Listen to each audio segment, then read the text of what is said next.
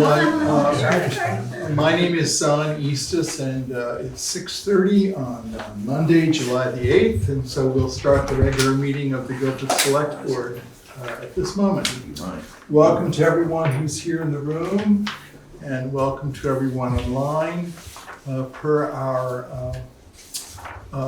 Per open meeting law, and our policy, we need to see everyone online. There we go. First and last names. We'll make that request as we go along. All right. Thank you. So the first order of business is to hear the rules of procedure. All right. The Select Board is required by law conducts meetings in accordance with Vermont Open Meeting Law 1 VSA 310 to 314, except as provided in Section 313 of that title. At these meetings, the public must be afforded a reasonable opportunity to give its opinion on matters considered by the Select Board, so long as order is maintained. Such public comment is subject to the reasonable rules established by the chair of the Select Board under 1 VSA 312H. While the law clearly establishes the right of public participation, that right is not without its limits. The statute reads, at an open meeting, the public shall be given a reasonable opportunity to express opinion on matters considered by the public body during the meeting, as long as order is maintained. Public comment shall be subject to reasonable rules established by the chairperson. The Vermont Secretary of State words it this way. The public comment period is not a free-for-all. The board chair may establish reasonable rules to maintain order, and reasonable limitations on the amount of time for each speaker are not unusual or improper. Simply put, the Vermont statutes are there to set a constructive and civil meeting. Thank you, Chip. We'll move ahead then. Changes to the agenda. I do have one change that we need to add a treasurer's report. Inadvertently, we didn't place that on the agenda, but I think it will be useful for tonight's meeting. So if, at your pleasure, if you're willing, we'll add a treasurer's report in the updates and reports. Just a simple nod for that. Yes, that's great. Good. All right, then we'll move on to the next agenda item, which is we open the meeting to the public at this point. So is there any comment here in the room or online at this point? Nobody has gotten in touch with me in advance about making a public comment, but Okay. that's Fawn. Mhm. Oh, right. I don't see her here. So. I've got one from Nancy Detra I could pass along as well. Okay, that's great. I just need to be able to see people on the screen. I can't, the way the screen is set up, I can't see everyone who's here. See what I mean? Do you want to see? In case a hand is up or Should I something change like the that. view? Yeah. Okay. Yeah. Is that okay if I do that, Peter? Sure, it doesn't affect my To view. gallery, okay. It doesn't affect how I see And it. there's someone named Selectboard. Oh, I thought that was a real thing here. No, it's not. Okay, I saw, so I just presumed that was real. There's someone who's listed as select board here at the meeting. We actually need to see your first and last name. Select board won't cut it. So if we don't see that change fairly soon, we'll have to put that person in the waiting room. All right, is there any comment here? Dolores. I do. I have a couple comments. One is at the last meeting, Ellie said that they were doing overtime, putting in overtime and a lot of overtime, and that's why they needed to get into the vault. And I was under the impression that when we had hired what was supposed to be one person for the two people, for the administrator and the treasurer, that was supposed to eliminate any overtime, and the overtime that is being paid was supposed to pay for that. So that's my thing, is like, why is there still overtime if we have what is now two people, what was supposed to be one person, but what is two people now? Why are we still paying overtime when that overtime was supposed to be eliminated, and then that money was supposed to go towards the payment of these new assistants? And I thought there was something else, but maybe it can wait till later. That was, yeah, and basically, when the town voted, we voted for one person that was supposed to be split between two people. And I don't know, is it lawful to go and get, even though it's the same amount of hours, to do two people? Because that's not what was voted on at the town meeting. Okay, thank you. I will respond to the second question. The first question we wouldn't have an answer for right now. We can look into it and probably come up with an answer. I think what was voted on at the town meeting was a budget item, an amount of money. That's my understanding about what the town voted on. It was not whether or not it was 1, 2, or 3 people, but it was an amount of money to be spent. And so I think that's what's being held to. Mm-hmm. That might be an answer. I don't know if it's a satisfactory answer, but that's the answer I can think of right now. So, all right, is there any other comment? Any other public comment? All right, good. So from this point on, we'll ask you to hold your comments until the end of the meeting, and there will be another public comment period. Let's see, we need to approve minutes of the regular meeting of June 24th. I so move. Thank you. Is there a second for that? Sorry. Thank you, Michael. Any discussion here at this time? I read them. Good. I mean, I proofread them. Great. Good. Good practice.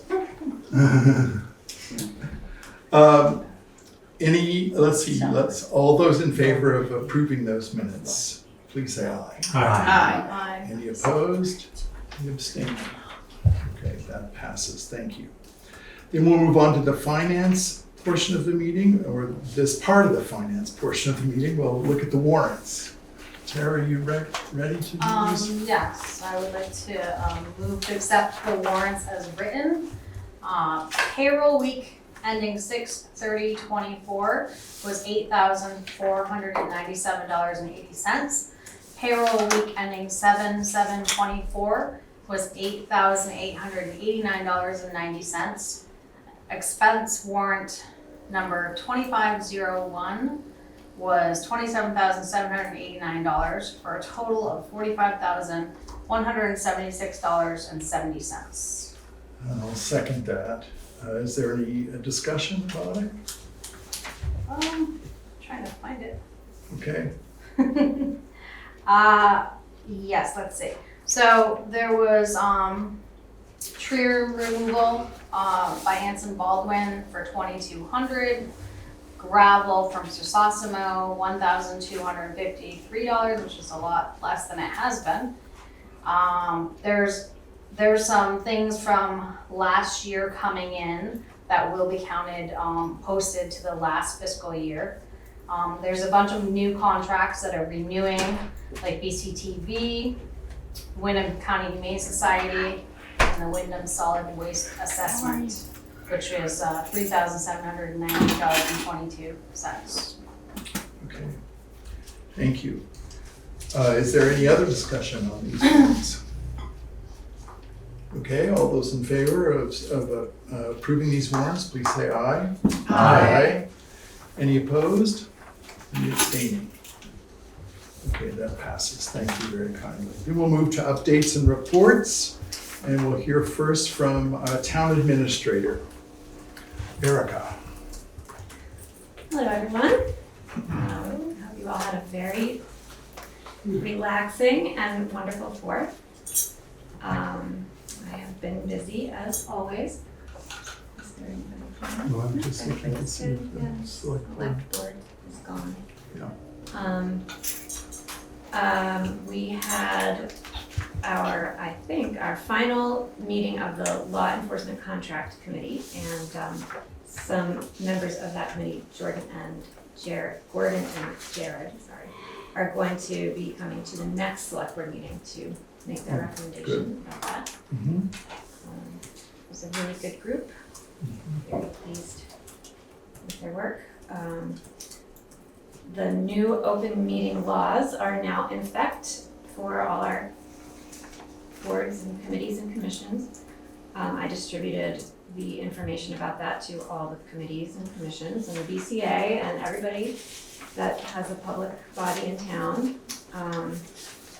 I added, as part of this law, towns need to add a page to their website with information required by the law, so that page is now on Guilford's website. If you look on the website under, I think it's under government, it's the first menu item under there, open meeting law, and it has information about open meeting law and how to file a complaint of violation if you believe one has been made. So we're gonna have a big learning curve with everybody recording all the meetings and posting that. So Erica, could I ask a question? please do. So my understanding of the law is that the posting of audio or video for those meetings needs to be up for no more than 30 days? Yep. Okay. That's right. Yeah, and it gets posted upon approval of the minutes of the meeting. So if it's a monthly group that meets, the minutes approved, and then the video gets posted then. So it doesn't have to be immediately after the meeting. Oh, interesting. Yeah. Okay. It is interesting. It's gonna be a lot of nuance to deal with. With Danny's help, we published 2 RFPs, the one for paving. The bids came in and we talked to the people who bid today, and Danny will report on that. We have a bid out that will be due the day of the next meeting for doing ditching on Stage Road. And I've begun, as part of the RFP process, I placed some ads in the Reformer and the Commons, and I also placed ads for Danny's position. Moment of silence. And Lisa, Barry, and Ellie and I, over the course of 2 days last week, we got together and we put our heads together to set the tax rate for this coming year. It is not something we just make up. It is a formula that's on a spreadsheet that has a lot of inputs, the total expenditures that are approved by a town meeting, the school tax rate, the homestead, declaration of veterans in town, the taxes that nonprofits, they don't have to pay. That's all part of that calculation. So we all three think we've done it, even though it's not going to make people happy. And that's my report for today. Thank you, Erica. Thank you. Yes, we'll be addressing the tax rate a bit later. It's the select board's responsibility each year to officially set the rate. Although we don't do that. We depend on the work of the staff. They've been working hard on that. So thank you. All right, then we'll move to the Highway Commissioner, Dan. Good afternoon, guys, Hello. ladies. We're ditching on the Guilford Center Road, something that's been needed to be done for years. Last time we done that was back in the 80s. Oh, wow. But that what we're working out, it takes a whole crew because you gotta have flaggers. And of course, day like today, it was pretty hot and we pulled off at noontime just because everybody was getting hot. Sure. The other thing I got is the radar signs. I'm gonna try to get them up this week, hopefully, towards the end of the week. Gonna put one coming into the village up here by Cemetery Hill. Gonna put 2 down on the hollow, one just be past, it'll be down by Gary Berger's old place, where you're coming into the village. And then the other one's gonna go out on the hollow towards where the north gate is, coming the other way. And then one I'm gonna put down by the Blueberry House, to when the people are coming down from by Richard Bullock's in that area, to slow them up, so when they come around by the Blueberry House. But basically, I went riding around this morning. I get a few dirt roads that needs a little touching up here and there, but other than that, the roads have held up pretty good for all the storms and stuff we've had. So You know, there's a few washboards and a few potholes here and there, but they're dirt roads. Yeah. I hear about torrential rains though coming on Wednesday. That's what they're talking, we may get up to an inch or two, but hopefully we won't get, we need some rain, but not heavy downpours, so. That's basically all I got. If anybody got any questions? All right, thank you. Thank you, Danny. Yeah, really. Then we'll move to the added point in the agenda, which is the treasurer's report. Ellie? Sure. As Erica mentioned, we've been working on the tax rate and setting that with Lisa. Just to let you know, the monthly and quarterly reports for VEMR's, which is our retirement plan, B-tax, all the state taxes related to payroll, and federal tax, all of those are monthly and quarterly reports are all set.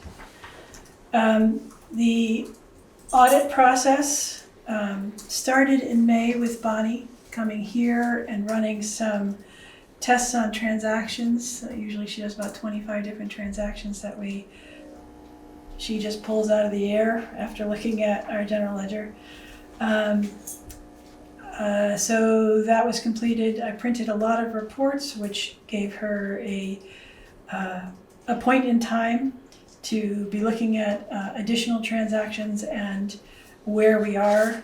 And again, this was towards the end of May. And so she could send out some confirmation to vendors. So to get like third-party confirmation that accounts are the way they are. And that did bring up one interesting thing, that the names have never been changed on the Putnam investment accounts. So they still have Jerry James and Barbara Olds on them.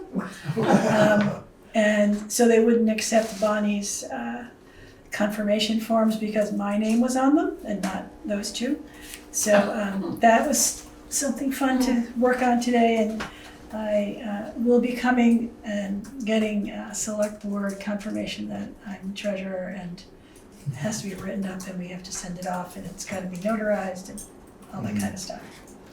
But that was a good catch, so we'll change all that.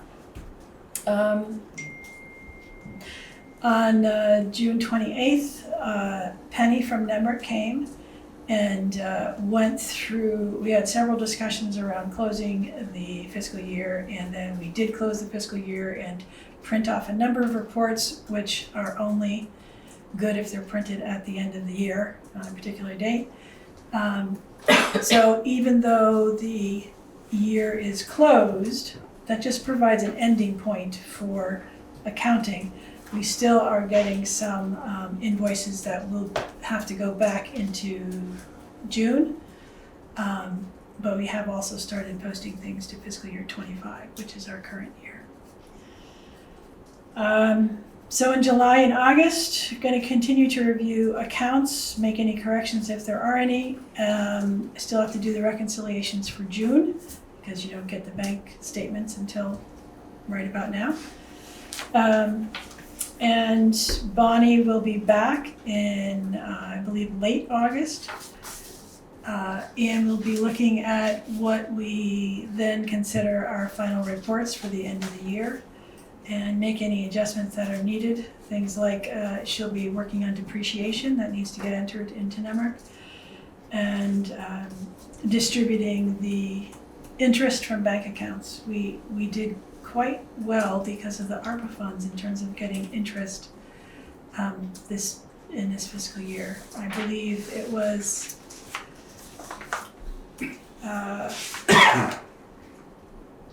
we earned $95,000 in interest on our accounts this past year. That's good. So again, that's because we had the ARPA funding, and that was quite a bit. And I believe the process at the end of the year is there was last year 4 different accounts that the interest, it all went into our general account throughout the year, but then at the end of the year it gets distributed. I guess that's a thing that we do. It gets distributed to probably 4 funds, different funds, and So I'm gonna have a further discussion with Bonnie about those particular funds and see where the interest goes. Also want to just, I printed off a budget status report this evening, and this was as of June 30th. And looking at that report, we had a budgeted revenue of $1,225,972. And we did not bring in as much as we expected. We're 104,612 short.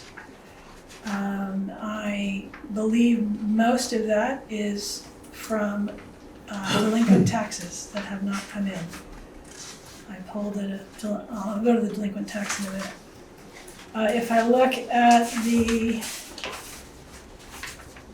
overall expenditures, again, our expected expenditures was the same number as our expected revenue, because we do we hope to bring in as much as we spend. We actually also spent less than we budgeted. And it wasn't by much, it was 46.57. So 4,657. So again, a budget is really our best guesstimate of what our revenue and expenses are going to be.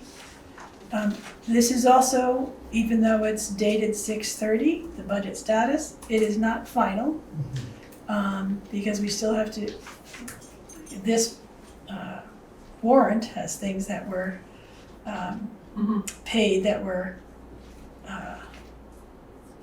somewhere in July. They were paying for June, and we're still getting some straggling invoices for June, for work that was done in June that will have to be added. So delinquent taxes, where we stand right now, the total principal due, $219,652 and change, and the total due with interest and penalty is $295,598. So those delinquent taxes do play a part in our budget. I think that's all I had. Thank you. I'd just like to note, and I probably should have noted earlier, that this is the first meeting of a new fiscal year. So we'll be hearing this kind of over the line talk for a little while Good, I like as it. we begin to understand and move into the next fiscal year and close this one out. So it'll be a while before everything's done, and then we'll hear various reports about how we're done. You're accounting it, this first one, then we'll have others, and then we'll have the final audit that will square everything for us too. Hopefully those figures will be in the works by the end of August, if not early September. Yeah, okay. And you do a good job of disseminating the information anyway. It's very easy to stay current. And this is not from a numbers guy, so I really appreciate it to be able to stay on top of it like that. I'm trying. Yeah.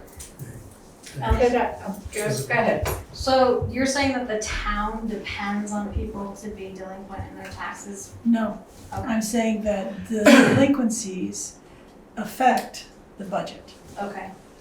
But we don't like prepare, we don't count on that as revenue. Like we don't, no. No, We miss it as revenue. we miss it. Okay. And I got, The Right, shortfall that she's talking about would have been made up if those folks had not been doing. The shortfall in revenue. It's Okay, not okay. about that we're waiting for their excess, Yes. and I got a question too, yes.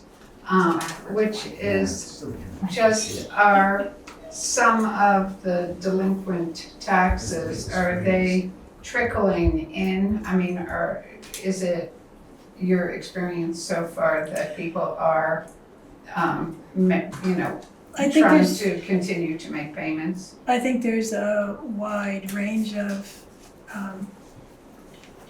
what's happening. Some people are making regular payments and doing the best they can to do that. Some people making somewhat more irregular payments, but they're still making an effort. Some people who just aren't paying. Thank you. Yeah. All right, thank you. Thank you. Yes, thank you very much. All right, we'll move ahead then to old business. And we have a few issues of policy to talk about this evening. The first of which is going to be the next upcoming policy for us to review. We're just gonna put it on the table this evening, have a few discussions about it, I suppose. That's the notion of the personnel policy. Chip, do you wanna speak to that? Yeah, absolutely, thanks. Yeah, it's gonna take longer than some of the other 17 policies on that, on the website. It's fairly current, 2019. And, you know, in talks with Jill, who's one of the VLC attorneys, who I sent her the policy, but she recommended that we work with an employment attorney to make sure that all of the policies are up to date from a legal perspective, so that has to be done. I don't know if we work with a specific employment attorney. If not, she can provide some names. But it would make sense, I think, to rake through those provisions, for lack of a better word, with an employment attorney until we, you know, get that resolved. You know, and I think we, you know, moving forward could also, I just don't think there's that many changes to be made. I think it's more of a legal standpoint to make sure that the policy is fitting in 2024 what it was designed to do 5 years ago in 2019.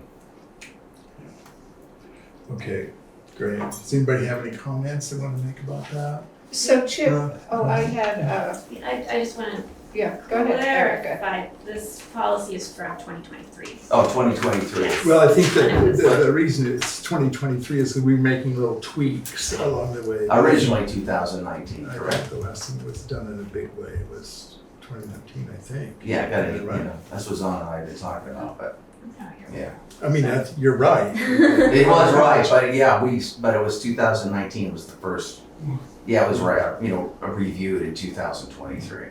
But it's essentially a 5-year-old policy. So Chip, you had mentioned that VLCT no longer provides model policies for Right. towns. And I wasn't sure why they don't do that anymore. Are towns just more complicated and different?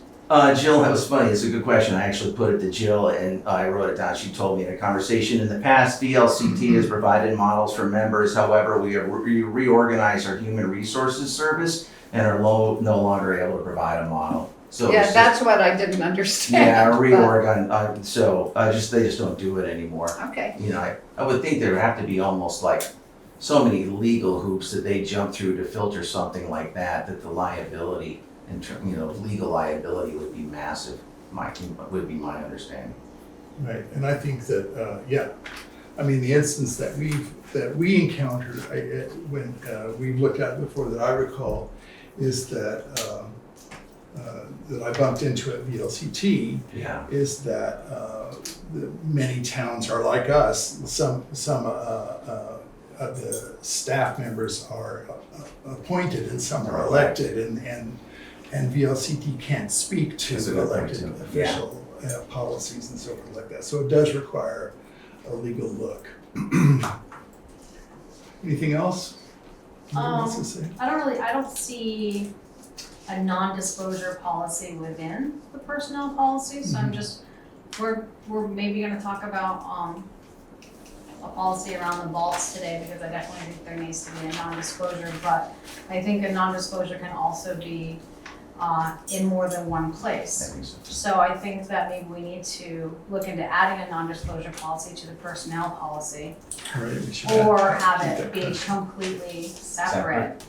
I like the idea because of the separate, you know, when the vaults came out, I think you had talked about that in the last meeting, but an NDA would be good, just because of the level of personal information that's exposed. And, you know, I think it was Dave Eastman was talking about it, you know, it's all public information in these vaults. And NDA is, I think, mandatory.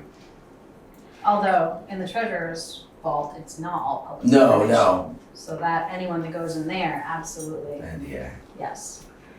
So it seems to me that this is another reason why we would want to put that in front of the, yeah. I have a question. What does the A stand for in non-disclosure? Agreement. Oh, You're agreement, gonna okay. agree not to share any information that you see. No, I like the fact Yeah. that they call it an agreement, you know, rather than a fiat. Right. yeah, okay. I think review by employment attorneys in the town's best interest. Okay. I'm all for it. If you want me to look at pursuing one, I can. Or I'm not sure that we need to. I will. Tara and I, as the relationship we have now with the lawyer, we can check and see Okay, what their cool. status is. They may feel confident in doing. They may have experience doing with other towns. They certainly have spoken to us about our current policy. So I don't know whether they want to take on, and so we'll see what All that right. is. All right. Yeah, Makes sounds sense? good. Yeah, absolutely. Okay. All right, moving on then to the next order of business, which is the reserve fund policy. Let's talk about that for a few minutes. Sure. Actually, it was actually good timing. We got an email from Connie Burton about a couple of weeks ago, and then she read it out loud, same email, in the last meeting that we had, the special meeting, talking about the reserve fund and how it was used to pay for a library sign and Dan's $3,200 electrical sign. And, based on the way the current reserve policy was written in the current Guilford policy, her email was correct, and she emphasized the wording public hearing, which caught my attention. I've probably read hundreds of these, as I, from San Francisco to Chicago to Opelika in Florida, and the phrasing public hearing just didn't sit right with me. So I sent it out to Garrett Baxter, the senior staff attorney for the BLCT. Come to find out, the wording is wrong. It should be public meeting, not public hearing. And by changing it to public meeting, it allows the select board to use the reserve fund as the law of the matter intended.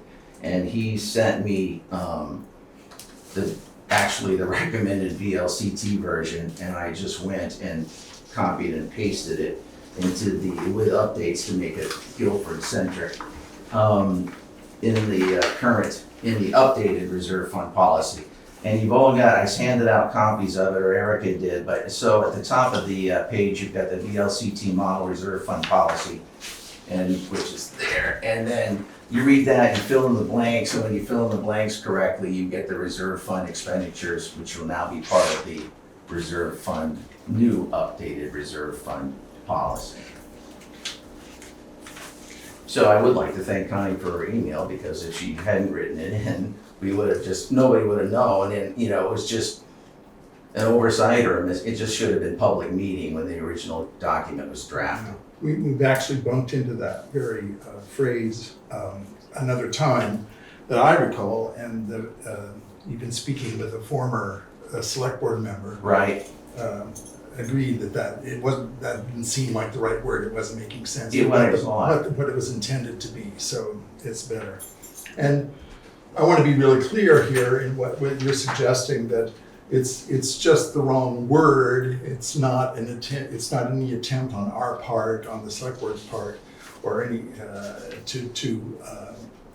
what should I say, abstain from or No, it echoes from exactly. It's in accordance with 24 VSA 2804A. I mean, it's exactly. Everybody's favorite. Which is like, oh, come on, it's every morning you're thinking about that. But yeah, no, so it's exactly as Garrett Baxter said, now follows the matter of the law exactly, and it echoes the Vermont statute, where before it didn't. So it needed to be changed. We have to change it. And I would even want it to go beyond this evening if we can, because it's not really it's just wrong. It's a mistake that needs to, or an error that needs to be corrected. Correct. Okay. All right. So, well then it's not. Is there anything else inside this? No, everything else it echoes the current one. Mirrors it exactly. But that one paragraph did not adhere to the Vermont statute, and we needed to make it so. Are you willing to make a motion? Sure, yeah. I would be willing to make a motion that we adopt the new reserve fund updated policy as the current model. Is there a second for that? Second. Thank you, Michael. All right, is there any further discussion about that? In your notes, what did you say about maybe talking about raising it? Oh, there's the question of both the highway fund and the general fund reserves are designed to sit at a certain percentage of the budget. So that's a little ambiguous because the budget can change every single year. So it's not as if you're building a steady state number. But the idea is that the reserve funds in each case would be no less than 5% of the budget and no more than 20%. And there's some idea that there might be a need because of the increases in costs, the fact that we're more active than we perhaps were. The town is more active in getting grants and so forth. So more numbers are just bigger. That maybe, especially around the highway expenditures, that 20% might be too might not be a high enough number. So what it means is that when the reserve goes over a certain amount, then we're responsible for spending that money down in some way. And and so one way for us to be able to not have to spend money down on projects and sort of create things in order to spend money down would be to increase that number, say from 20% to say 30% or some relatively harmless number that would allow us to just leave more money in the reserve. It's not meant to try to hold it up or anything like that, just to use it.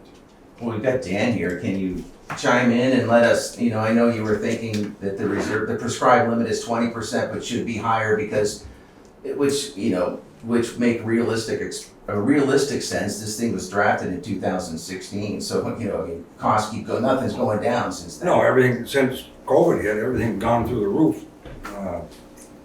Giving, for an instance, paving. When I used to do 180,000, I used to do 2.5 mile crack filling, my line stripings. Now, that don't even cover a mile and a half. So, it's like tonight, when we do our paving bids, I'm gonna have to ask to pull some money out of that reserve. One of the reasons why we didn't jack the paving up is because we have money in the reserve. Use some of that money to keep your tax base down. Right. Maybe this year when budget time comes around, we're gonna have to bite the bullet and say, all right, our paving budget ain't enough, we're gonna have to raise it up to 250,000 to cover try to do 2 mile of paving, or this year we're doing 1.5 miles. Right. So the bids come in just a little over 2, well, one of them came over, well, you'll see in a little bit, but we don't have enough money. Then when we did the budget last year, when we did the board, I told the board we're gonna have to pull from reserve to do what we gotta do for paving.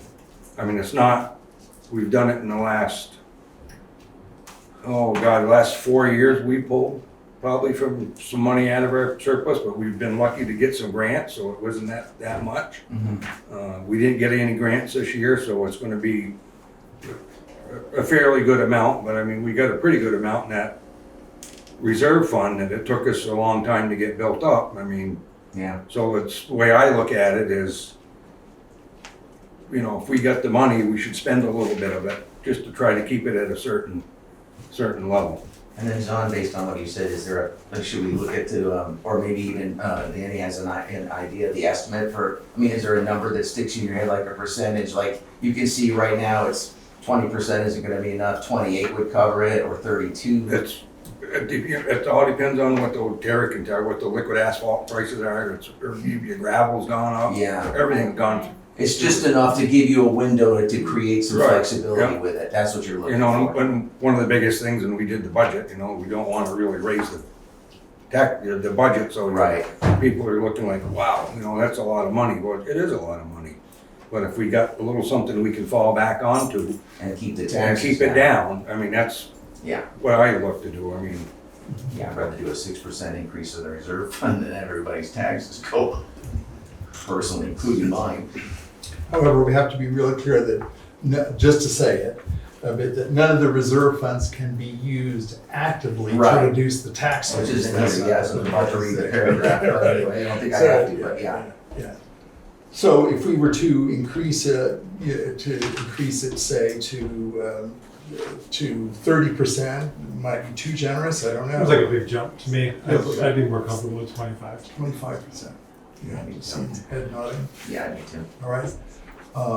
So I'd like to make an amendment to the motion. I move that we make an amendment to the motion that we include, that we increase the number, the upper limit number to 25% for both of the funds. Okay, so their sentence actually then would read, general highway fund expenditures, the balance of which will be created and maintained using budget surplus funds is available, growing to a level not less than 5% and not more than 25%. Yes. Okay, Is so there that's the total operating general fund and highway fund expenditures. Great. Good. Is there a second for the amendment? I'll second it. Thank you, Tara. All right, let's vote on that amendment first. Are we all in agreement? Or let's not find out if we're all in agreement. All those in favor of the amendment as proposed, please say aye. Aye. Aye.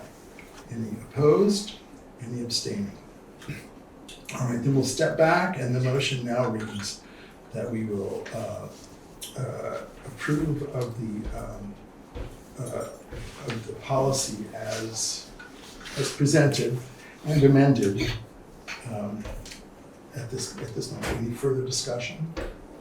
I have another question about the Yeah. reserve fund. Okay, should have it.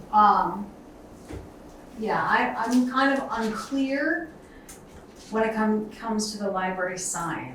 Like, Yes. it says that we need to vote on anything that we use the reserve fund for, or is that not true? Like, if something breaks down and it needs to be fixed, can it just be fixed if it's $800? I think we Or have. do we have to vote on it every time?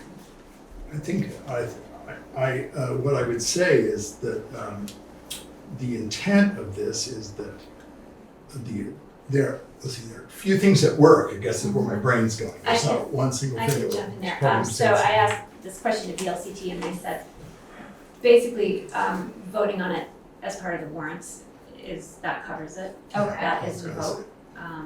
But, for transparency purposes, Danny and I both like to, to bring it up if needed, Okay, because it's a rare thing, so might as well. okay. So we can, But according to them, yeah, just voting for it in a warrant packet that's. So I think that what you're suggesting here, very well, I understand the intent of this is that because the staff is free to spend money up to certain limits, and so long as they're inside those certain limits, then the fact that they're using reserve dollars, they're letting us know, for instance, in the warrants, or as they did a couple weeks ago, and that's what's required by the Okay. policy. It's not, the policy is not there as a permission-getting device in order to stop any expenditures Okay. until, and they can't spend the money until. and is that what we just changed? Like, the 25% is what the staff's allowed to do? No. No, That's that's a what's big amount. in the fund. So Okay. annually, at the end of the fiscal year, related to today's discussion with Ellie, the auditor will come and really examine everything and all the money that is left over that wasn't spent on the budget, and then that amount of money goes to the reserve fund for general and for highway. And so that's where the reserve fund comes from. That's the only place it comes from. What are the parameters that the staff's allowed to spend? And then, Those are in, Then we agree. those are in the procurement policies. So with the allowances there for them. okay, I don't know those numbers right off the top of my head. But I think that you can see those if you need to. Is that a Yeah, good enough no, answer? that's it, that's great, Okay. thank you. All right. Okay, so I think it's very. It's 2,500. I've got the procurement policy right here. Okay, But it's employees who have been designated to act as a purchasing agent may make incidental purchases of up to $2,500 without prior approval. okay. So in the case of,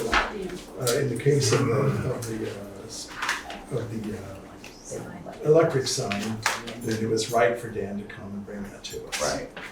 Yes. Okay. But I think to request the use of the reserve funds is always the right thing to do. Yes. Yeah, I think it's always good that we know it's Yes. happening. Yes, Right. yeah, that's exactly. And, Bonnie said, if you go over budget on a line, that's okay, just because what she looks at is the whole budget. So you're not over budget completely, you're over on one line. Right, But both Danny and I don't like to see that, so right, exactly. that's what we asked for that for. Exactly. But she said, if you do go over, it just comes out of the reserve fund at the end of the year anyway. I think there's one other point that I'd like to make about this policy, because I've heard it mentioned a number of times, and I've looked at this a lot and tried to understand it very carefully. But is the notion of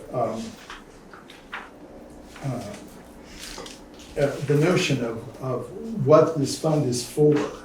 Connie even read it, what it's supposed to be used for, and it says, let's see if I can find the exact right place.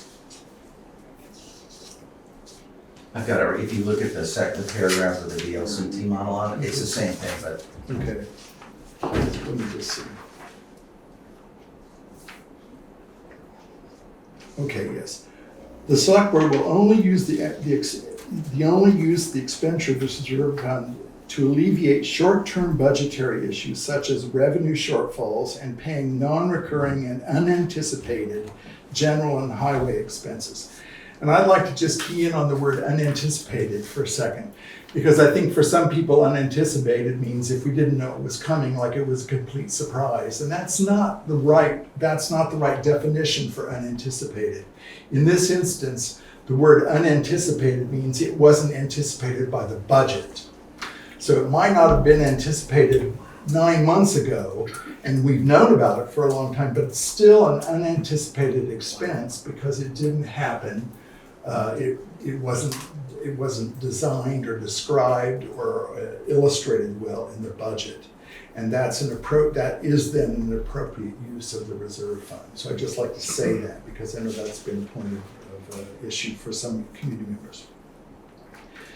Okay, I think we're ready to take a vote. All right, so all those in favor of approving this newly corrected reserve fund policy, please signify by saying aye. Aye. All opposed? Any abstaining? can I just add one more quick thing, just Yes. to back up what Dan said, because it does keep the tax rate down, but there's I was gonna put a preamble on it, but I think we're looking at something on a website like FAQs, to help people out. But it's worth noting because Dan, purposely pointed it out, and it does carry a lot of impact. But the temporary revenue shortfalls and unpredicted expenditures can force a municipality to increase taxes, reduce service levels, delay anticipated projects, or incur short-term debt to cover a deficit. Therefore, a municipality may want to consider establishing a reserve fund known as a rainy day fund for the purpose of covering unanticipated revenue shortfall and paying non-recurring and unanticipated, which is the word you pointed out, general highway fund expenditure. So it's the verbal backing up of what Dan is emphasizing and needs to emphasize as well. Yes, and it's the practice that the select board began really putting in place about 10 or 12 years ago of developing these various reserves.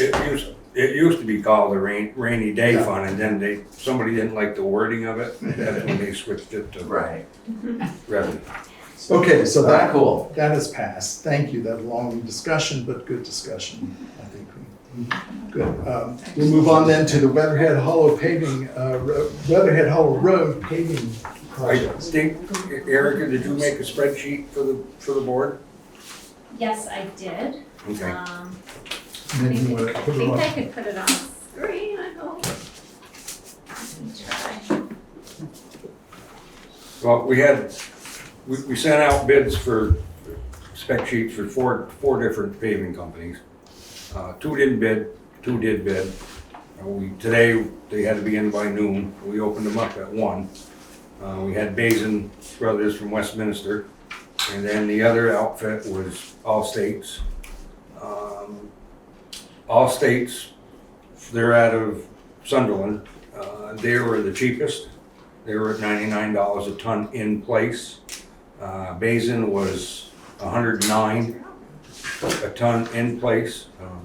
The $99 price, so I haven't seen in, been quite a while. Their bid, the total bid for All States was $207,325. Mhm. The total bid for Basin Brothers was $236,304. And I'd like to make the recommendation to the board that we go with All States. And we're gonna have to pull some money out of the reserve, which I think Erica came up with, what, 77,000. $325,$77,325. Yeah, I would like to make the recommendation to the board to consider pulling some of that money for the paving. Very Here good. it is, but I have to share it now to Zoom. And they can come in I told them they can come in anytime when they're ready. That section of road down here is the last section that we did years ago, Right. back in 2000, I believe it was, we started that 2010 maybe. Or 9, I can't remember, but we finished from Timmy Drive all the way to the Mass line, so. And that road's been paved, this will make the 3rd time it's been overlaid, so. So is that where the work's gonna be done?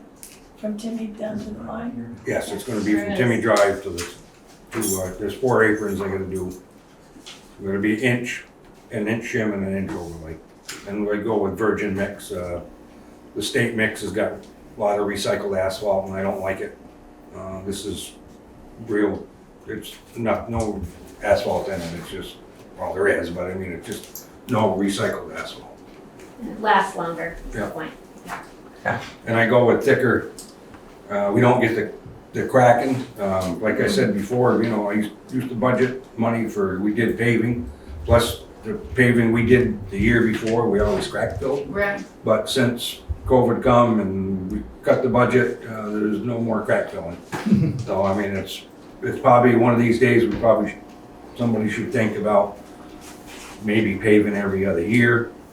Crack fill 1 year, pave the next, whatever, try to keep your cracks and the water out of your pavements from losing that's where you get your potholes and stuff. Dan, when was the road done by Basin's in front of the Blueberry House? Cause that's all unraveling and chunks are coming. That was, Is that 2 years ago? no, that was, oh God, that was down by the Blueberry House, probably 10 years ago. Was it really? Yep.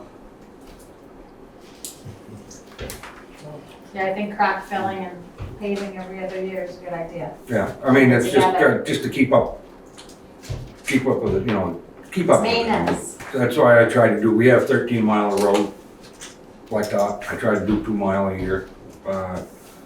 We didn't do any when COVID come around for a couple of years, so then I played catch up.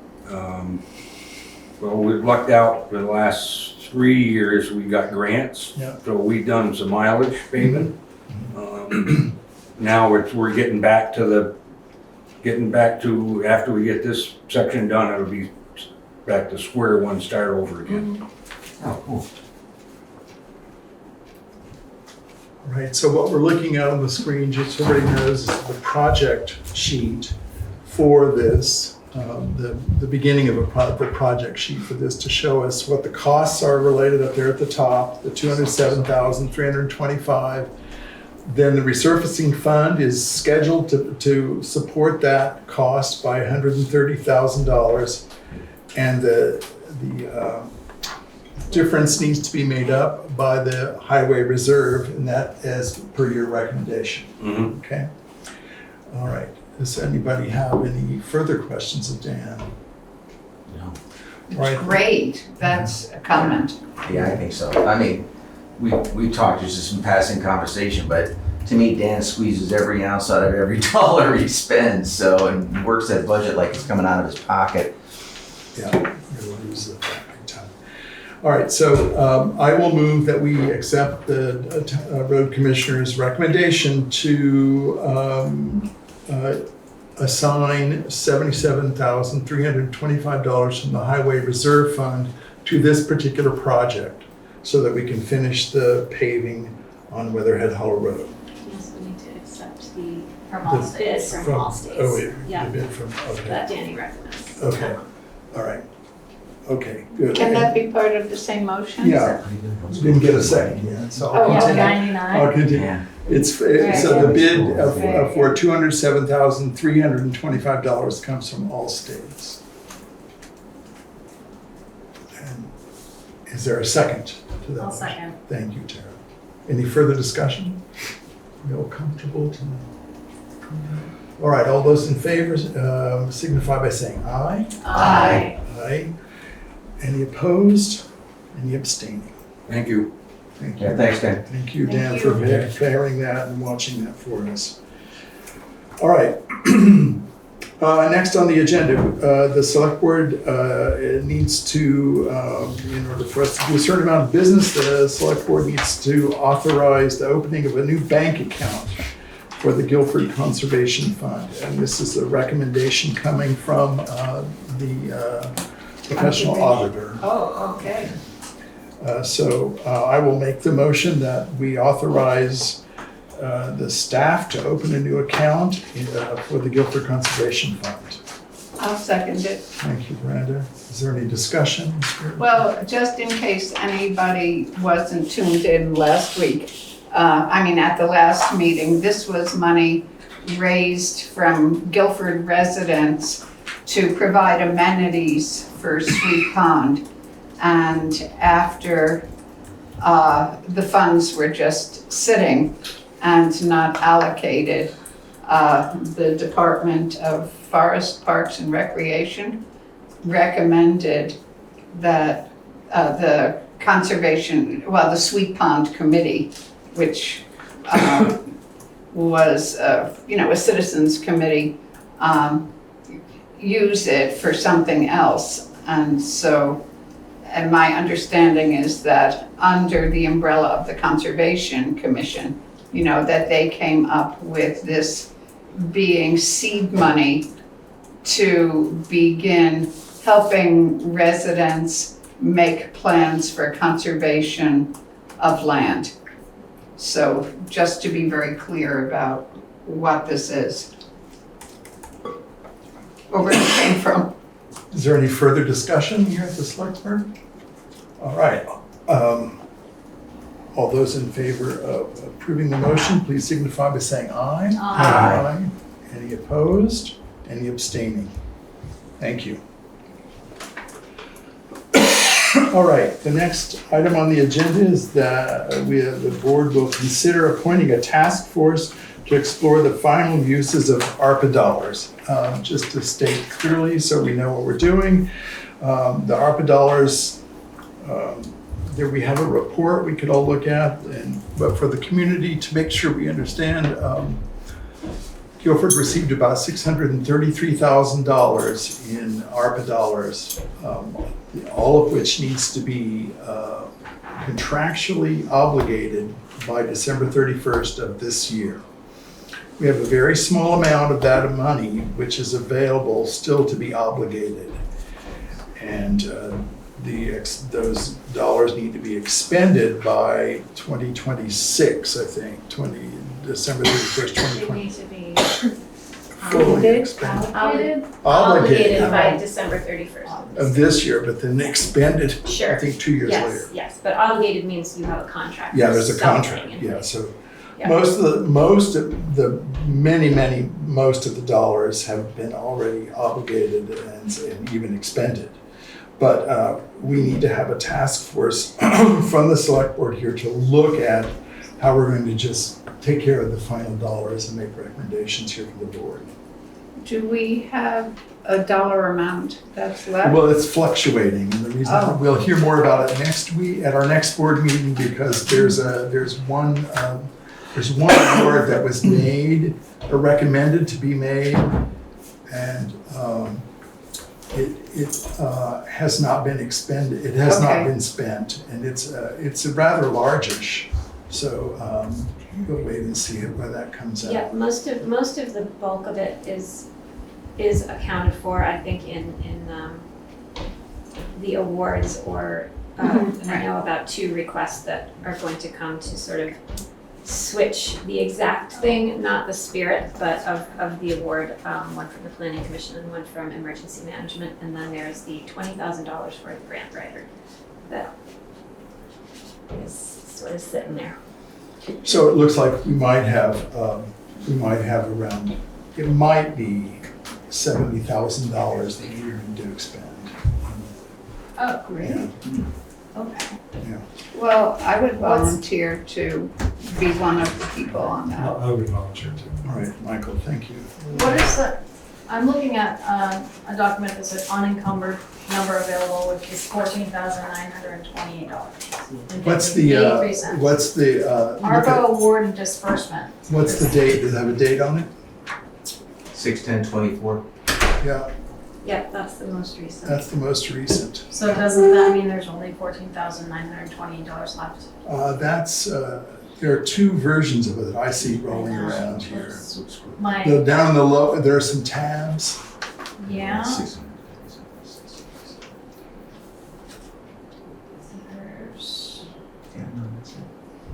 It might be as little as $14,000, Yeah, but it might be as high as $70,000 as well. If Oh, just those because of others Just because of the things that were don't go floating through. around, yeah. But Okay. currently, it's 14 and change. If everything goes through, it's 14,000, not 70? Yeah, I mean, that's one way to say that. Yeah, we've committed, yeah. The part that we haven't even addressed ever, the dollars we haven't even addressed amount to about $14,000, I think I would say. Okay, And there are dollars that we've talked about contracting, which we haven't contracted. And that could make it more, and their ideas coming forward about how we can spend those dollars. Does that make sense? yes, and the committee is gonna be part of that. Yeah. Yes. Right? So are we? So how many people can serve on the task force, right? Two select board Well, members. great. So And our residents. we'll be appointing the task force and then authorizing them to come back with a recommendation on how to spend all these, get these dollars obligated by December 31st. Any dollars that are not obligated by December 31st have to be sent back to the federal government. So, all right, then I will move, having heard 2 volunteers, I will move that the select board appoint Veranda and Michael as the task force to explore the final uses of ARPA dollars. Can I have a second? I second that. Thank you. All right, yeah, Busy, ink issue. busy. All right, any further discussion?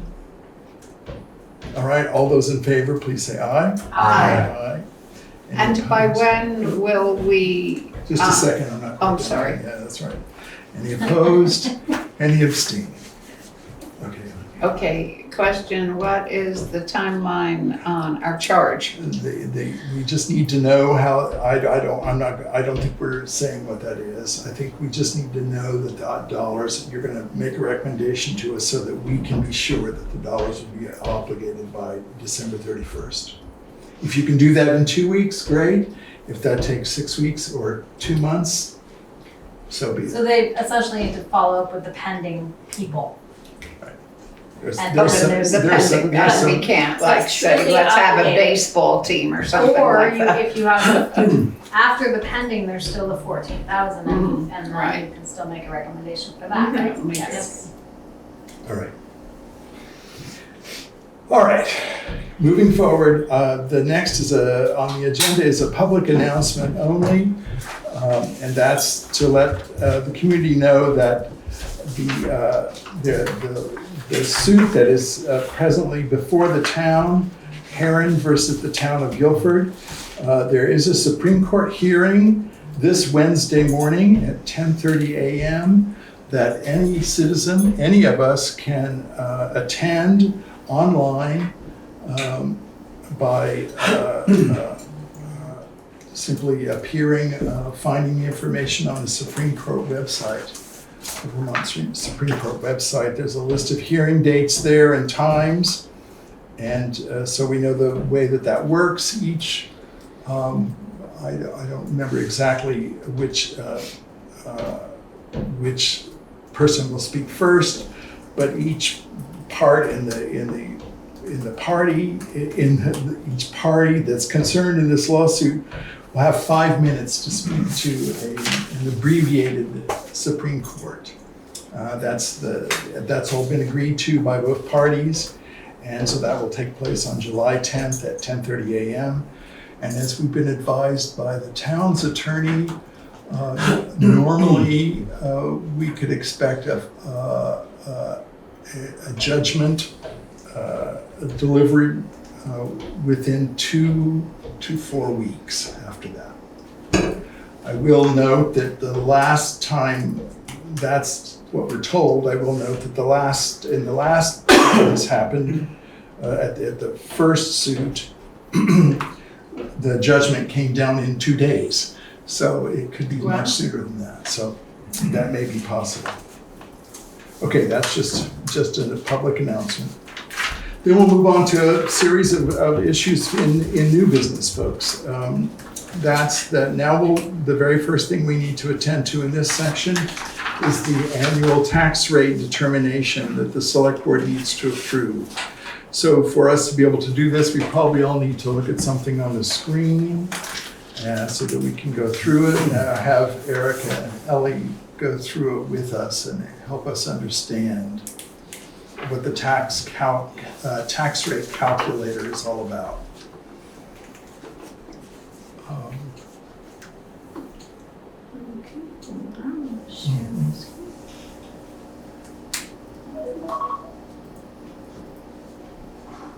Okay.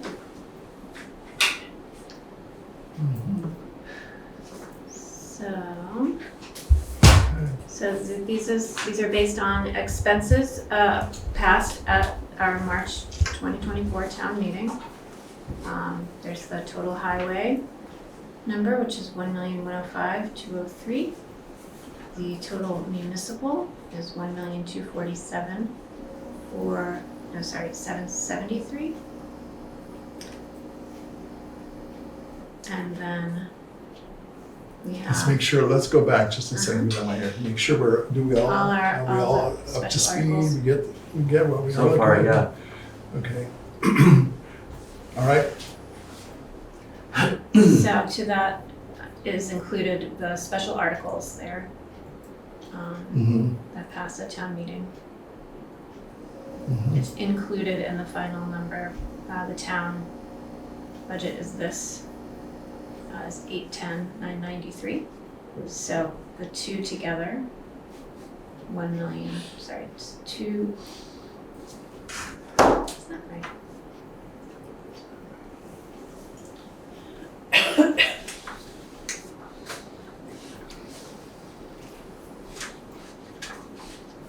So all of our expenditures together for the year is $2,352,976.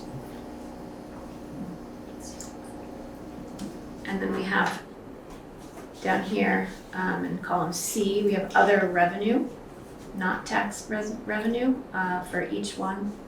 Our highway other revenue is $175,200. What is other net revenue? It's other revenue, which is grants Okay, Typically. revenue that we didn't raise as As taxes, as tax, non-tax revenue. but Yep. it's monies that we can Yep. expect. And Yeah. 174,660 for the Mhm. municipal budget, not highway. And so that gets divided by the grand list, which this year is, that number is 3,389,725.60. And it gives you the municipal tax rate. But there's more. There's an education tax rate here, so this comes from the state. These numbers in column F here. There's a homestead tax rate of 1.5691 and a non-homestead tax rate of 1.4533. That's the education tax from the state this year. And if you remember last time Sarah came, we were thinking, based on some things that the governor had said, that might go up about 20% this year, but according to Sarah, it ended up being about 13%. So it's still 13%, but Yeah, it's not still 20. double digits. Yeah. Yeah, That's too high. So what happens if we don't do anything with that $68,000 that we budgeted? That can't be taken away from the 3,389,725.60. no. Right. Unfortunately, yeah, it would just be saved for future use, I think is probably the way to put it. That's a good question. We can't, the tax fair. dollars are built on the town's approval of the budget. The select board can't then go back in and sort of carve the budget because we know potentially Right. more now than we did. Right. And so the bottom line here is that the total tax rate with the education and your municipal tax for homestead, it's 2.164594, and non-homestead is 2.048794. And Ellie crunched some numbers there a little bit. You ran your own tax bill through that, right? Actually, I did, yeah. So just to give an example, I've got a bill of, last year was $4,300 in taxes, using last year's tax rates. And then I ran it for this year using those tax rates. And so my taxes are gonna go up $567. So it'll be about $4,900 total. Okay, Okay. so the increase is, And we have a large number of taxpayers are in the, say, $5,000 range. So you can expect it to go up a little bit more than that perhaps, based on those figures. So that's even though everyone's taxes went up this past year. do you mean taxes or? Appraisal. Because of- Property values. Both. No, There was a reappraisal last year, yes, which brought us up to a higher common level of appraisal, yes. And between the state education going up and our town taxes going up, both of them are going up. Right. Costs continue to go up around everything. I stepped out to get this example, but I heard you mention Sarah, and I know that when Sarah was here, she had also mentioned to me that the state is hoping to increase the availability of funds that folks can get through their tax credit when you file your homestead declaration. That helps determine what tax relief that you can get with that payment from the state. And Sarah was saying that those funds would be more available. I don't know exactly what that means, how much but she was, I think the legislature is feeling that people are not happy with the education rate and the fact that they've gone up double digits in the state budget either. So,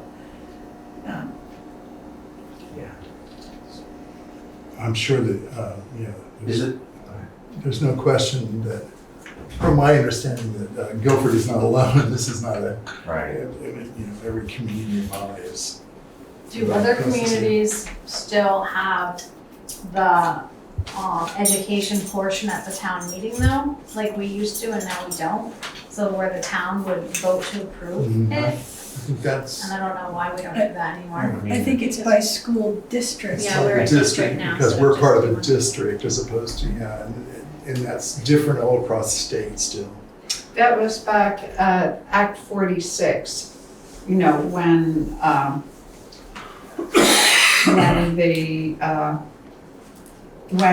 the towns actually voted to have, a larger entity oversee all of the school budgets. And as it turned out, this is sort of a sidebar to this. It was very controversial and, confusing in a sense, local control versus consolidating resources. And while, nobody could anticipate that COVID was coming, but the consolidation was really an unanticipated blessing because teachers, this just has to do with the school, because since some of the kids were in the schools and some of the kids were learning virtually, teachers throughout the district were able to collaborate. Some of them, like a teacher in Brattleboro, might be teaching kids in Guilford whose families chose to keep them at home during that period of time. So, that was just one good thing, in my perception that came out of the thing that I wasn't keen on to start with. But that ship has sailed. Yeah. And the legislature's taking some deserved heat. And there are many towns that voted down their school budgets several times. You're right, repeatedly. Yeah. Let me ask you this, I just was talking to Eric about it, but like the non-residential kind of tweaks me that if you're not living here, I'd love to see that higher, actually, that rate. I think that's set by the state and That's set by the state. yeah, that just kind of tweaks me. Yeah, I agree with that. Yeah. Yeah, the whole tax system right now tweaks me. Yeah. I think it's, Yeah. a lot of this is stuff that we have so little Little control control over. That's the killer. That's one of the things that's so hard. And yet we're required to approve it. in a Yeah. way. Yeah, exactly. Yeah, And it's so we can't really, like a we force. have to set it and place the burden on the community. Is there any way that, I guess, there's no way that we could find out whether the possible funds that Sarah mentioned, whether they might actually be available? Well, I think that whether or not we set this rate, it would be to our best interest to find out whatever resources we can fund. Yes. That would be able to support. Yes, the community. just in terms of possible relief for people. Yeah. Yeah.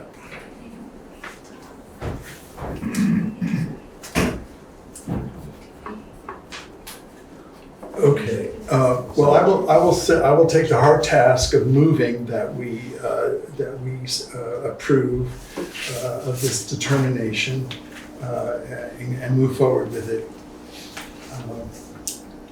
And that's what needs to happen tonight. I will second. Thank you, Michael. Is there any further discussion? I mean, there's lots that can be said and about what we would hope and what we might wish for differently and all that. I think that the point is we have to get this done tonight. Oh, this is our job. Yeah, and so the staff can move forward and taxing. All right, all those in favor of this determination, please signify by saying aye. Aye. All those opposed? All those abstaining? Thank you, Aye. Tara. Okay. That's fine. All right, we'll move ahead then to developing, the idea of developing a town office internal protocols policy. This is based on the. I'm gonna go get a jacket. Right. This agenda item is based on a special meeting that the board had on Wednesday. And we agreed among ourselves at that moment that we would consider developing a task force that could, or appointing a task force that could help us develop policy around the notion of office internal protocols. So, do we have any, I think we had volunteers at the meeting that day, yeah? Okay, we got 2, all right. Good, then I'm going to just step right ahead and move that we appoint Tara and Chip as the task force that will explore the development of town office internal protocols policy and report back to the board and get that taken care of as soon as possible. It's very hard for me to believe, well, I haven't done much work on it yet. I would do if I needed to, but it's very hard for me to believe that there aren't towns, and there probably is model policy already existing. I'll track it down. Yeah. Okay, so that's the motion. Is there any I'll other second it. All right, thank you. Is there any discussion? Okay. All those in favor of the motion to appoint Chip and Tara as the task force, please signify by saying aye. Aye. All right, thank you very much. Are there any opposed? Isn't that nice? Yeah, nice. Any abstaining? We're back on another committee. There you go. Yeah. Okay. All right. Now we need to, as was mentioned to us at the previous meeting, it's the select board's task to just appoint various members of commissions as they come up.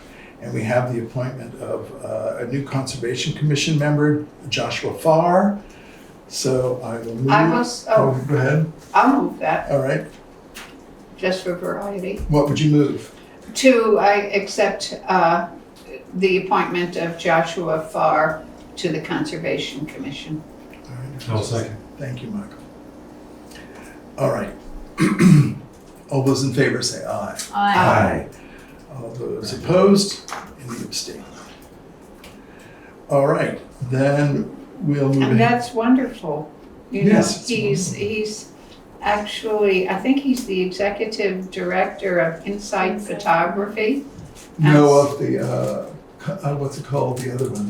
Vermont Center for Photography. Oh, is that it? Yeah. Oh, the Vermont Center for, well, great. All right, then the next item on the agenda is to accept the resignation of Sheila Morse as Assistant Town Administrator per Sheila's letter. So I will move that we accept the resignation. Thank you, Terry. Is there any discussion? Well, that could be our birthday present to her. Yes, exactly.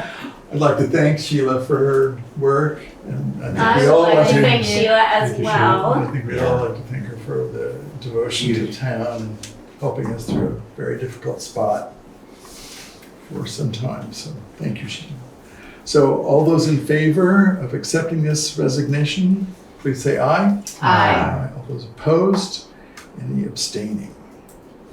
All right, then we will consider accepting the resignation of Dan Stoughton as fire warden per his letter of resignation, as has to be registered by the state. So That's all in the folder. I will, Yeah, I will move that we accept that resignation. Is there a second? I'll second that. Thanks, Chip. Is there any discussion? Well, we should thank him for his service. Absolutely. I'm gonna look, I see that there's a typo in the minutes, or in the agenda, I mean, should be Dan Stoughton. Says the wrong, doesn't have a T. Oh, right, there. it needs a T. My mistake. All right, so, any discussion? All right, all those in favor of accepting the resignation, say aye. Aye. Aye, any opposed, any abstaining? All right, then we will move right ahead to appoint Mike Tkaczyk, yes, as fire warden.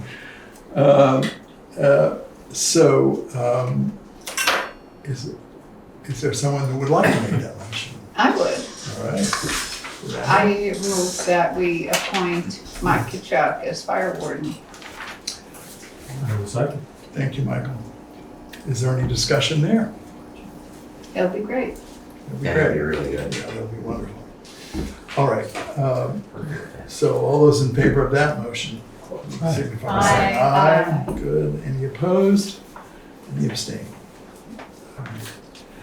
Now we have to look at an internal financial control checklist. This is per the statute there, 24 VSA, section 1571D. It's a long,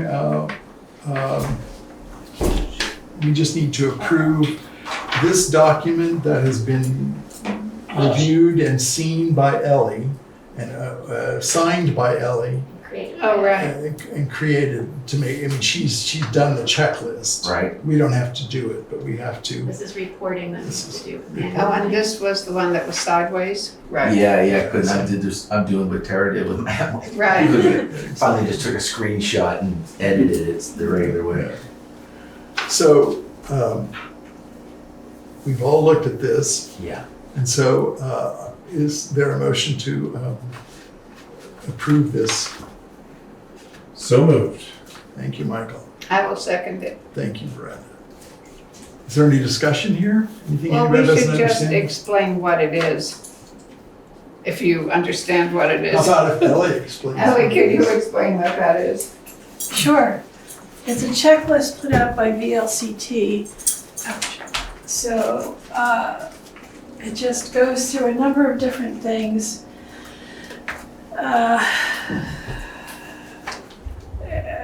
Are all town accounts, account records currently maintained by one individual? Yes.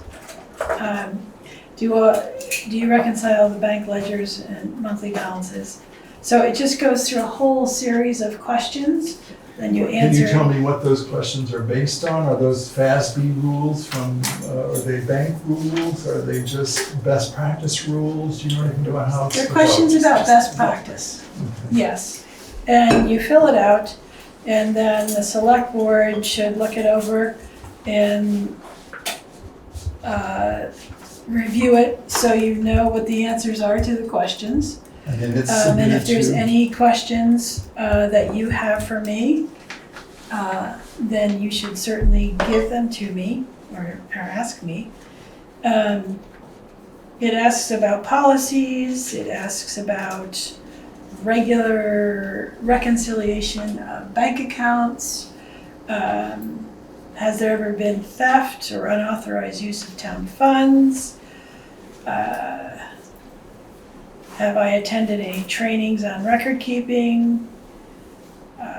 So there's a lot of different things. It's for me to give you information about what's going on. It does not have to go to the state, I don't believe. But the state has, ever since I've been in this office, even from way before, they have run through a number of financial checklists, and this is the shortest one I've seen. But it's just to, at this point in time, for you to understand what I'm doing and to get a better understanding of what best practice is. And this is for our insurance.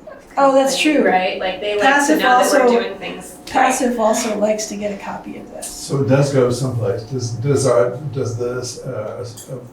professional accountant look at it? Or maybe those are the They same? could ask for it, sure, I mean, the auditor, Mhm. yeah, they can ask for it. Mhm. And actually, I'm required every year to write up what our internal, like payables policy, payroll policy, accounts receivable policy, and that goes to the auditor as well. I see. So, So, all to make sure that we're doing things in the best practices way and as transparently as possible. or if things have changed throughout the year too, to note that. Kelly, there's just one spot that you checked yes and didn't put a name. Okay, Do you maintain separate pages, columns, or running balances for each fund? It's the fourth one up. Yes is the answer, and then when asked by whom, me, Ellie. that's it all in within the general ledger, Okay, yep. we'll Sorry. just write that in. But- Don't, that's fine. It's a lot, it's a lot. John, you can add it, my name if you would like, or whoever's got a pen over there. Do you maintain separate column page and you're the person? Yeah. All right. Okay. So is there a motion to accept this? To Yeah, I'll approve make that this? motion. Yeah. Thanks, Chip. Is there a second? I'll second. All right, thanks, Tara. We'll second. 2 seconds. All right. Any further discussion? No, it was interesting just to read through it. I mean, it was educational. Great. All right. Is there any further discussion? Okay, then all those in favor of approving this statement, please say aye. Aye. Aye. I don't know why I wrote Any it. opposed? Any abstaining? That wasn't opposition. No, Okay, just okay. being Just, yeah, okay. fun, Yeah. believe it or not. Okay, no abstentions. All right, folks, thank you very much. All right, there's no other business at this moment, so we'll open the floor for public comment for a few minutes. Yes. Tammy Sargent, Creamery Road. I'm gonna repeat again, the new policy for the way you guys run select board meetings, I'm still not a fan. It would be nice to be able to discuss things, every single item. You had told me that things wouldn't be voted on without prior discussions, but it's happened at every single meeting we've had since that new policy was adopted.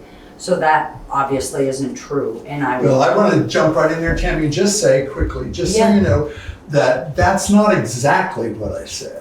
Okay. What I I would have to exactly go what. back and yeah. watch it, but Right. that was the impression I got, that you wouldn't be voting on things without us Issues having an that- opportunity. Issues that needed town engagement, where we all needed to be part of this. There's lots of decisions, and the decisions that we all made tonight are mostly housekeeping decisions that we made here about moving the town's business forward, like appointing the fire warden or accepting Sheila's resignation, all of those kinds of things, dealing with the taxes. Those are kinds of things that we would have to do just on a regular basis. Right, but the policy that just got adopted tonight, the new general reserve fund policy, the numbers you changed because the policy read that it would be at minimum 5% of our budget, maximum I think was 20%, and you guys just voted to up that. So basically, I would have liked the opportunity to say that. You still have that opportunity. I understand, but you've already voted on it. And It we would can be change nice it to again. have the. We can change it But you again. won't, there's been a lot of people that have commented that the new policy that we can't speak during a meeting, but nobody on the Did select board you notice that the is- last time we allowed public comment, I just want to say, we allowed public comment for probably 20 minutes it didn't change the motion and it didn't change the way the board ended up voting. So it may not be true that having the public speak will make the difference. And if the difference needs to be made, we're all here to listen and act in judgment. We're just trying a new policy. We need Well, to get again, it. it's a horrible new I policy. appreciate But that. anyway, I appreciate so that. We've heard you say that. Good. So the general reserve fund, the professional audit has started and looking at policies. And I'm wondering if that's what sparked, like, we have over budgeted line items in years past. And that extra money that was budgeted is what goes into the reserve fund. So if we are over budgeting on so many different line items, do we have more than what we did have, that 20% that we were allowed to have in that reserve fund? Is that why we needed to bump it up to whatever you just voted on tonight, 25, 30%? Because the general reserve fund that you just accessed for the paving job, I believe was only $70-something thousand, and he has well over $600,000, I believe is what he said, in that fund. So why do we need to have even more than that? Why do we need to be allowed to have, 90,000 or 900,000? It just seems like we're trying to allow ourselves to keep stockpiling more and more money when I'm thinking isn't necessary. If we're looking to reduce taxes, maybe we should stop over budgeting all the different line items. Thank you. Any other comments? Sheila. Oh, Sheila. I confess that I got a little bit confused during the conversation about the reserve fund policy tonight, and maybe it's time for a sort of a summary review of the funds and where they stand and what the descriptions are. I know it's maybe it's on the website, I can't remember, but it might just be a timely thing since this discussion has come up. At another meeting. Okay, possibly. I'll write both of these comments down. Any other comments? Oh, Vinnie? Yes, Lynn King, Partridge Road. Going back to something Tara brought up and talking about the fund and taxes. I look forward to hearing what the results are with the sheriff's department, what their final bill was. And as I shared at town meeting and now hearing that taxes are going to be going up, I'd like to emphasize, if I may, that the importance of getting the best that we as a community can to get like actual true invoices from whomever we have work from, and just really clear. I think it's important to have clear lines of what the bill is, and really just keep those funds at that level. Because I don't know, we have people of all different levels of income, and I think it's important to, as a community, do our best to really look at those expenses and if we need them, and to be as accurate as possible. Great. Thank you.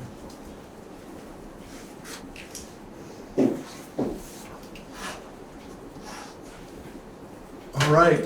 I just have, go ahead, Al. Go ahead. No, I was just gonna say that because we have absolutely no control over the state budget, and we knew that going into, that they were thinking 18-20% raise for the school, the state. I think that more work should be done paring down, like I guess what Tammy was saying, is and our budget went up, what was it, 15%? Is that what it was with all the glory stuff, with the leftover stuff, the extras that went in there? That there really should be more emphasis on saving money instead of spending money. Mm-hmm. And it seems like it used to be that the town select board would look for ways to save money. And now it seems like they're looking for ways to spend money.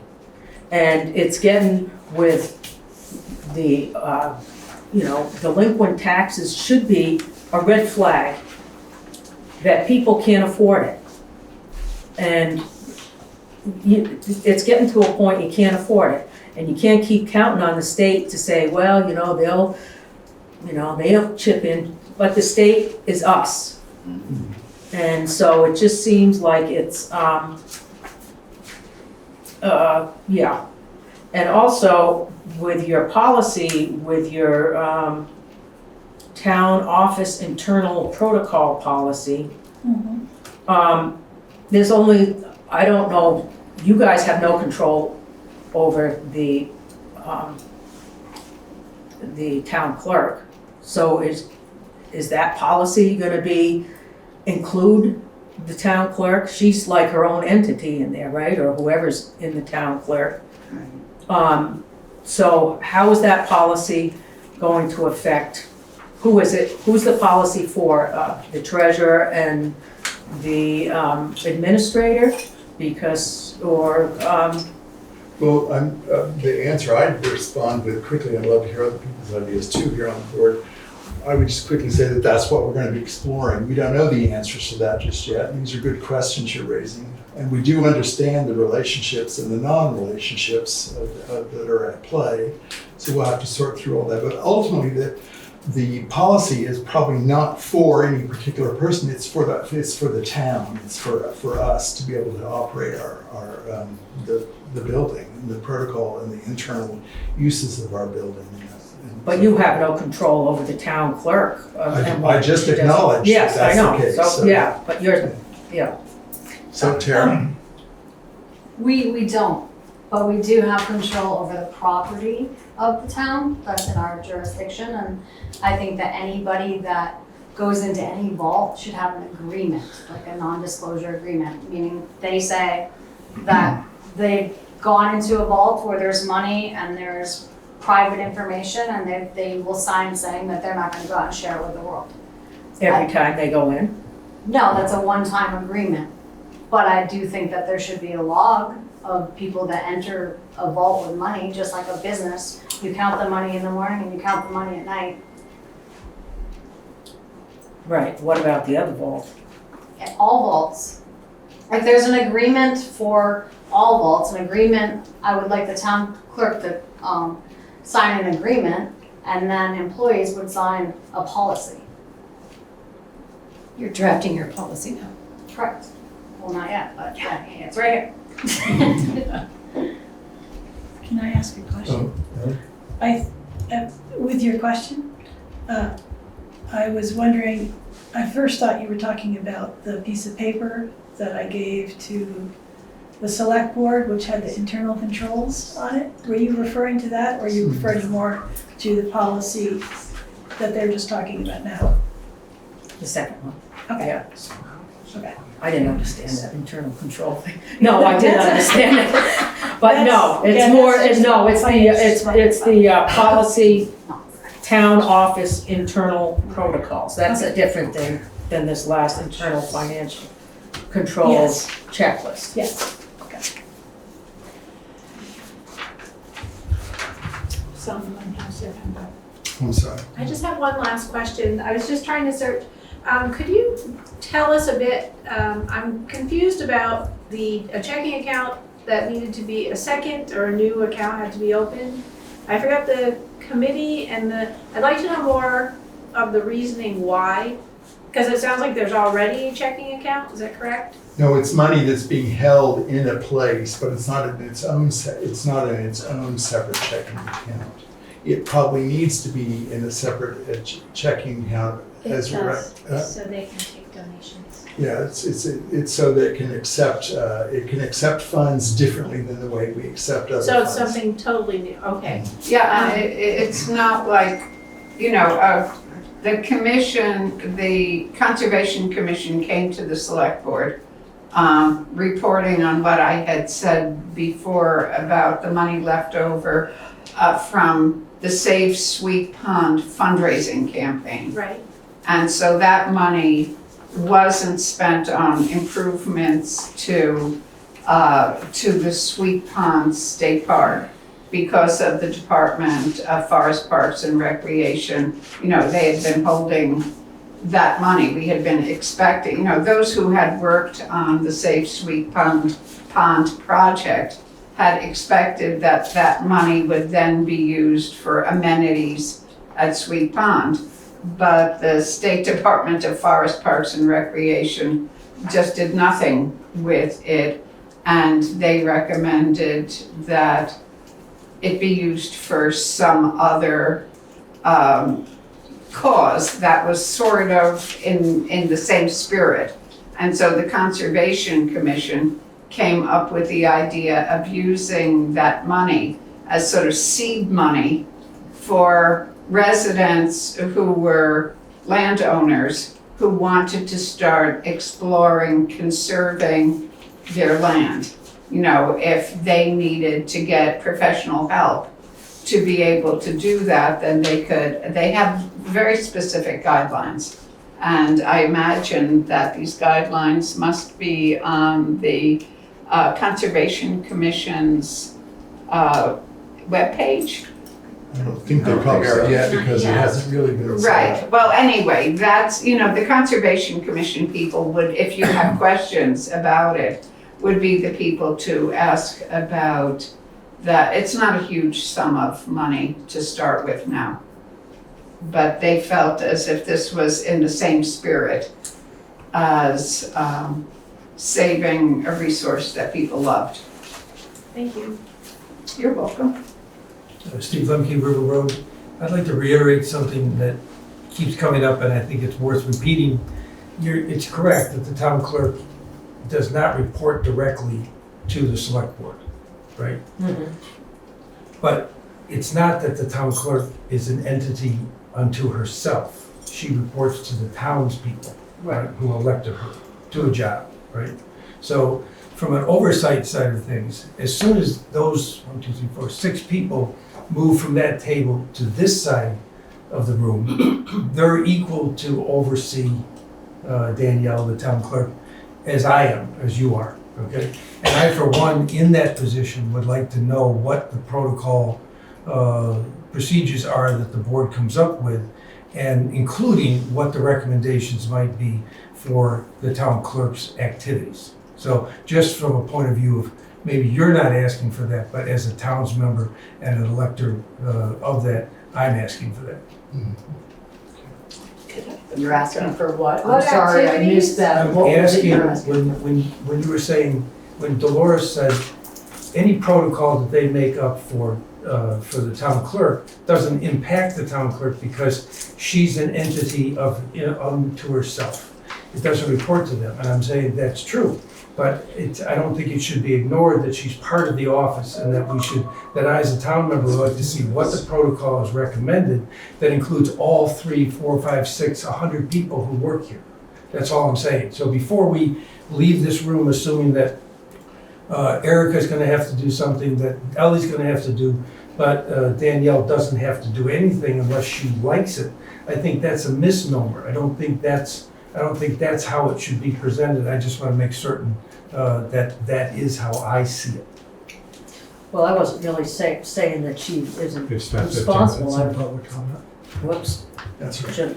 I was just saying that some of the same rules cannot be or should not be applied to someone that is not under the for lack of a better word, control of the select board.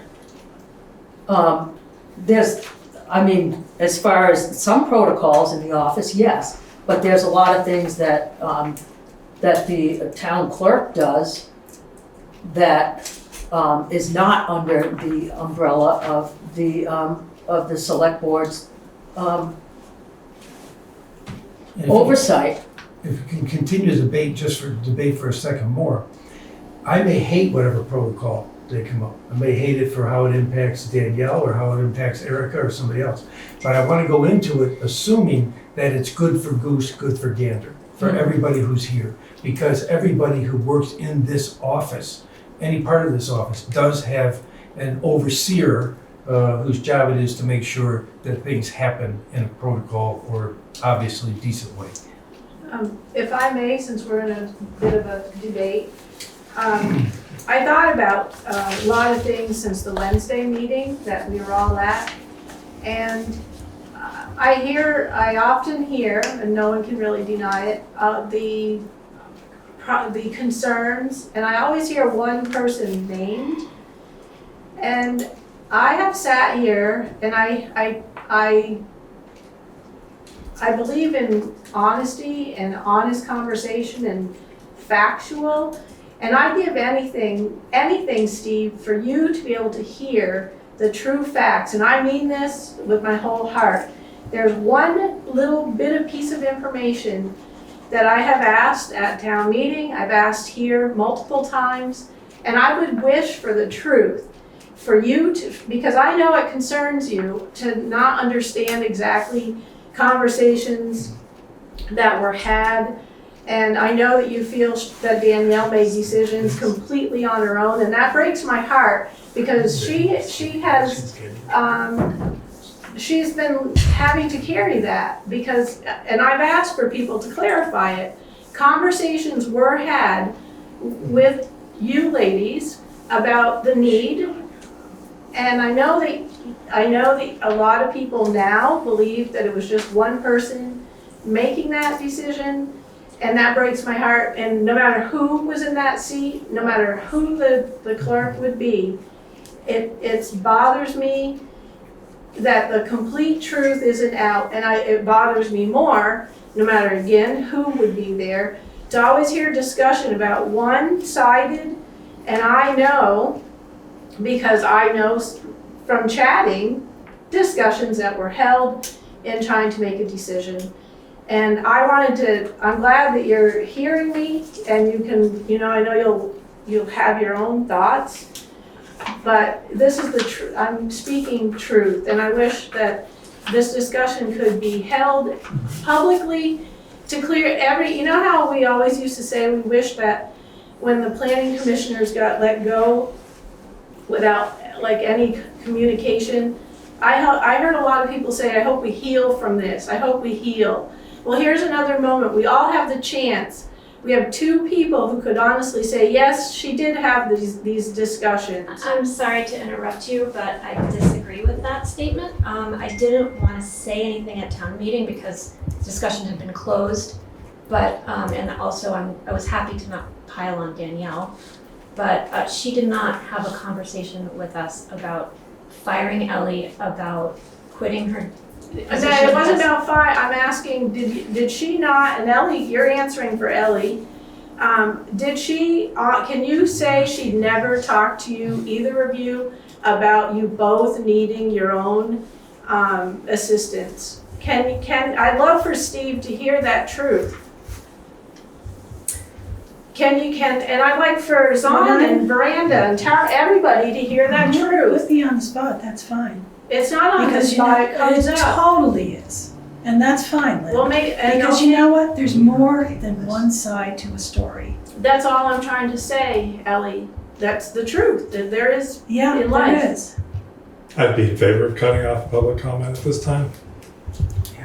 Thank you. I don't think this is appropriate. Calling her toxic isn't appropriate either. I Calling do, anyone It's gonna have toxic. to come out at some point. I This do is have not the something time. regarding Wednesday's meeting that I would like to read. Okay, if I may. Can we do that? This is under the correspondence. This would section. move after the public comment. Yes. Lynn, Can I just I will take personal responsibility for contacting you. I've been thinking about this after Wednesday's meeting. I want to contact you and I want to be in touch with you about what I have understood.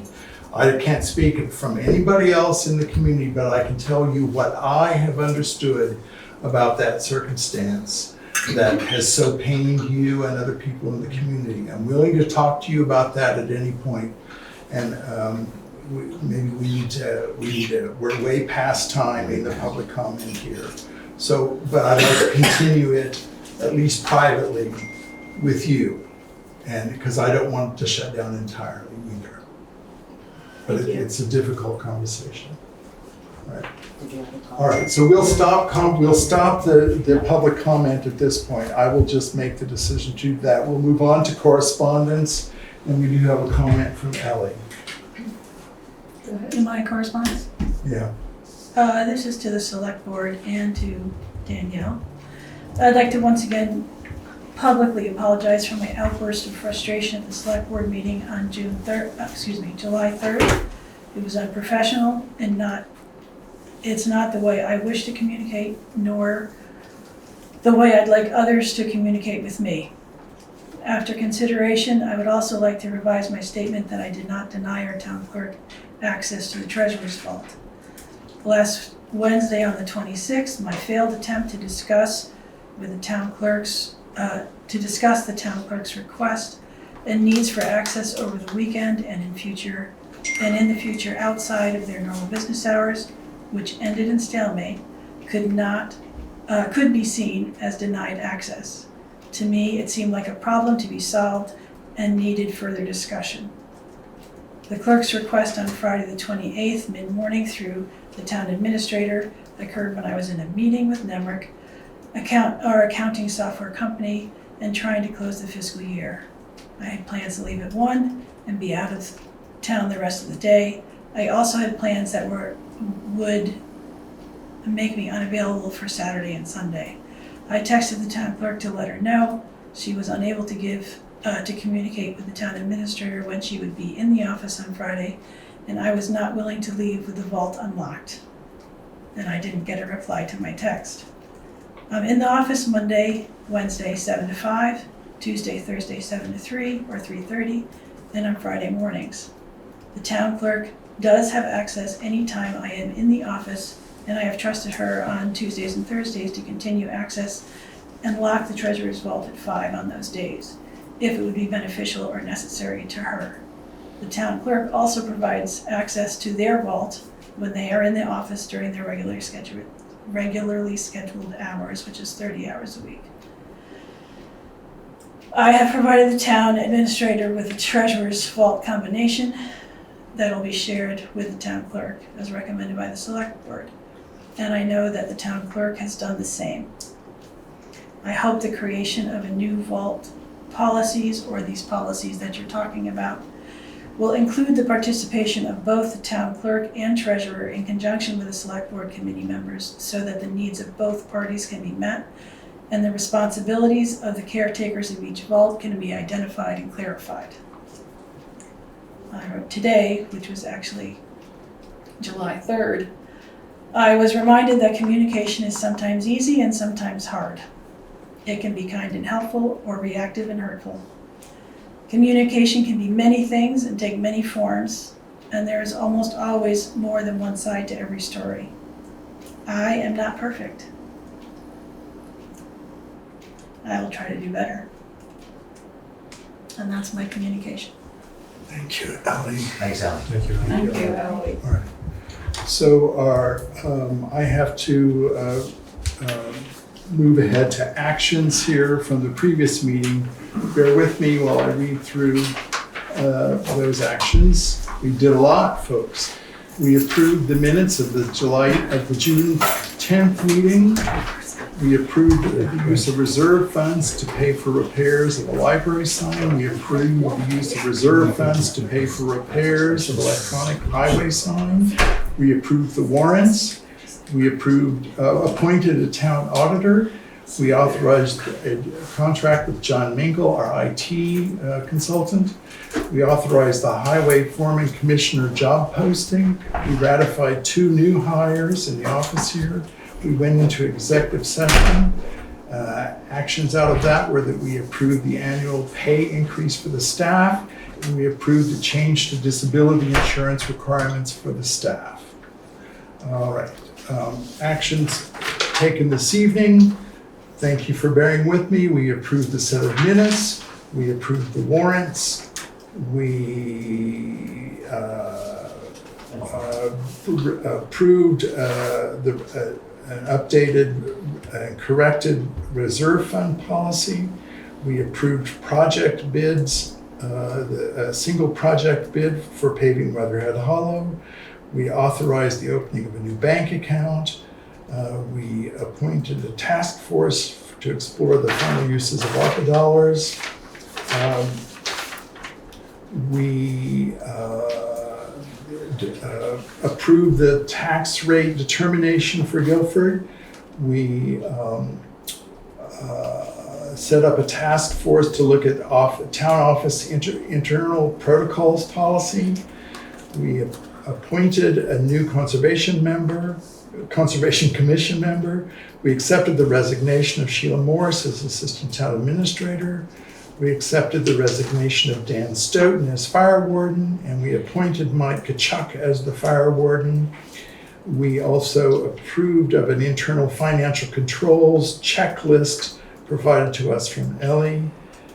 And I think that's all the actions that we took. Does authorizing the 70 plus or minus from the highway reserve?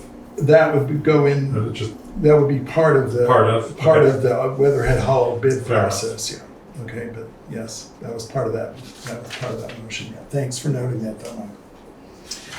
All right, there's one other action we could take, if anybody would like. Show me the way to go home. Oh, sorry. I'll make that motion to adjourn. All right, is there a second?